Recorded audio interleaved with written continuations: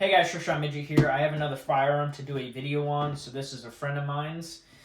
I have shot it before, haven't put a whole lot of rounds through it, but I'll probably be shooting about a box of 50 rounds today for this video. So what it is a Russian Makarov. Now these come from different countries, different calibers. This one is a legitimate Russian, which I'll show you that it says that on the slide. Um, it is in 380. So the caliber that the Russians went with was the 9x18, which is a little bit smaller than like the 9mm Parabellum, which is what you see in America. Here's a box of 9 right there. So the 9mm Parabellum is 9x19. The Makarov 9mm Makarov is 9x18, and then the 380 is 9x17. So it's literally just the case length difference. Pretty much the same. Of course, not in terms of power or velocity. It goes down the smaller you get. But this is a perfect size gun for 380 in my opinion, especially just for a plinker. You're kind of just having fun shooting at the range. It's pretty sweet.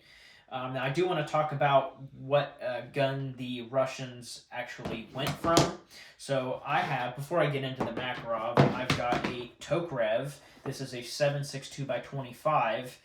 Which is what they were using in World War II. And I think up in like the 60s, they were still using this. I think it was mid-60s that they came out with the Makarov.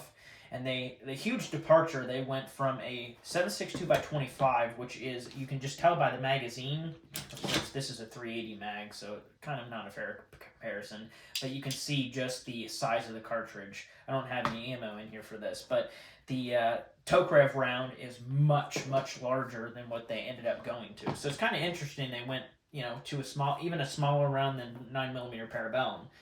So it's just kind of weird to see the departure from the Russians doing that sort of thing.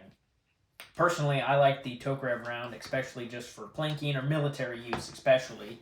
But of course, a 9x18 would do just fine for self-defense. So now onto the Makarov. This is just a basic carrying case for it. I believe he only has one magazine. These aren't too hard to find. They might be hard to find original Russian ones, but I do know they sell them on eBay for not too expensive. They sell magazines on eBay if they hold less than 10 rounds, because eBay's stupid, because some states in the United States have magazine restrictions, but eBay just decided, oh, we're not going to allow anything over 10 rounds on our site, regardless of what state it's shipping to. So really stupid. So I know that because I actually bought spare mags for my Tokarev on eBay, and I believe I saw the Makarov magazines on there as well. I don't think they cost all that much, maybe 25 max, 20, 25 is my guess.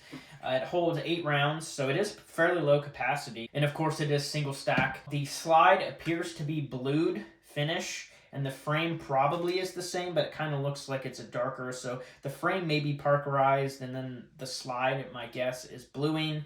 Couldn't find much information online about it because these are kind of obscure. They're not easy to find.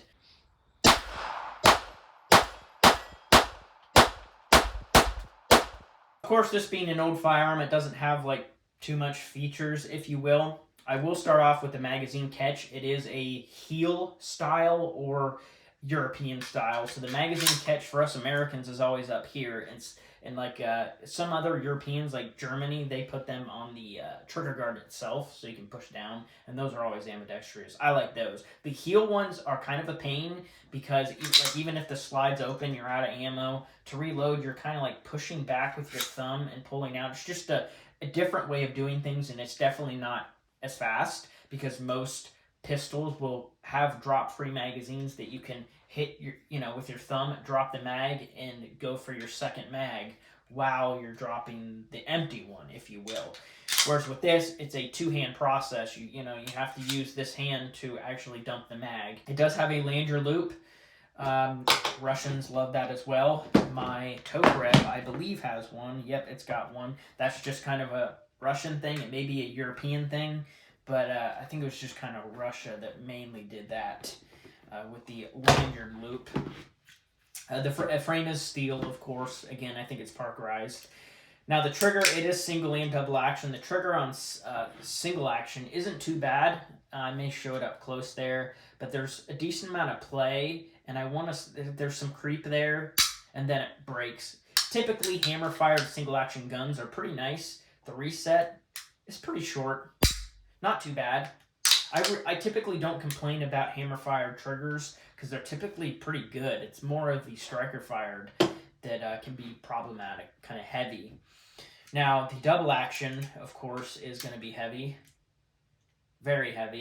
Definitely heavier than like my M9 or my Bursa TPR9. Those are double and single action hammer fired. They're more modern, so of course the trigger pull on those are not quite like this. So just I'll put in perspective, I would not want to fire this in double action, to be honest. But that's probably how it would be carried.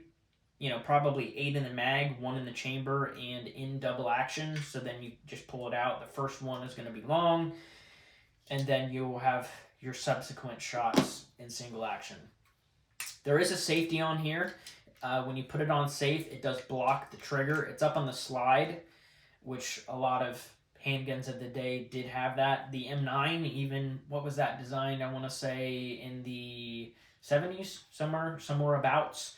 Beretta, and they put their decocker and safety on the slide as well. A bunch of other guns did that as well. That was just kind of a common thing. Now it's kind of not really accepted. People normally like, a thumb safety on the frame, but this one, it doubles as a decocker and a safety. So when it's cocked, you push it up and it decocks it.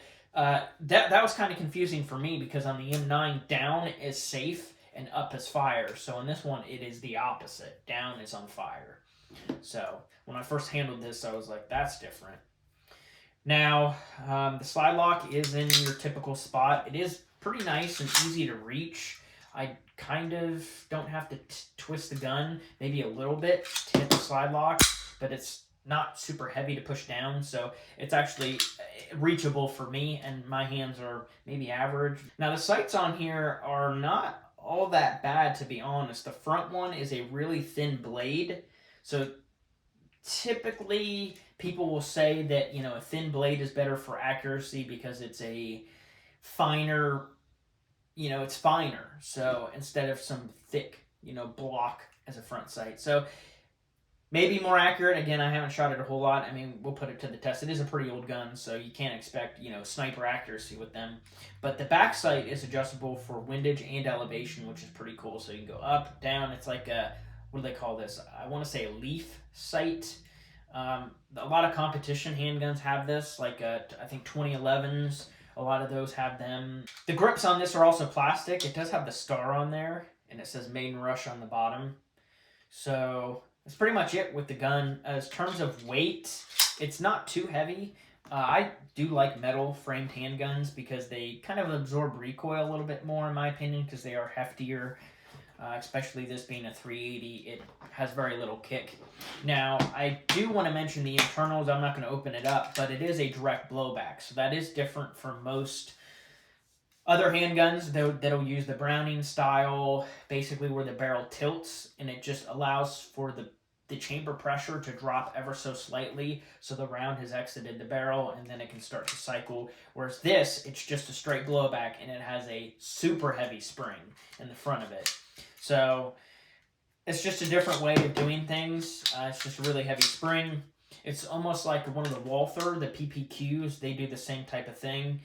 So the recoil might be a little bit more than let's say a Browning action with a 380. Let's say this just happened to be Browning. It would probably have just a little bit less recoil than a direct blowback. But it's typically not, most people can't pick up on the perception. Like if you shot them back to back, you may be like, yeah, this one's a little bit more snappy. But that's just kind of how this went. I have a Springfield 911 in 380. It is quite a bit smaller than this. And I want to say the recoil on this is probably still lighter, and that is a Browning action on the 380. But it is quite a bit smaller. So just thought I'd mention that. So on this side, you see the caliber 380 ACP. It is B West is the company that it is imported to Tucson, Arizona. So again, I think that finish is blued. It's pretty shiny. That's kind of what leads me to believe that it's blued, and it has like the oil color. Small ejection port for the 380, of course. There's the Made in Russia on the grip, and it's plastic. There's the sight there. You can see how fine it is. So on the front there, you can see the, IJ70-17A. I think that's like a model number. And then you have the Made in Russia by Amez. And then over here you have some logos. And then, of course, I'm covering up the serial number there. Now, for the safety, again, up decocks it, and then when you leave it up, it is on safe, and you push it down, and then it's in double action. So in single action, the trigger, you know, again, it has quite a bit of play and a little bit of creep play. It's not too bad overall, in my opinion. For a gun of its day, you know, it was probably considered pretty good. I want to say the trigger pull itself is probably 5 pounds, is my guess. All right, now I'm going to be trying the Ammo Inc. 100 grain. This thing seems to like the 100 grain, so that's what I'm going to shoot through it the rest of the day.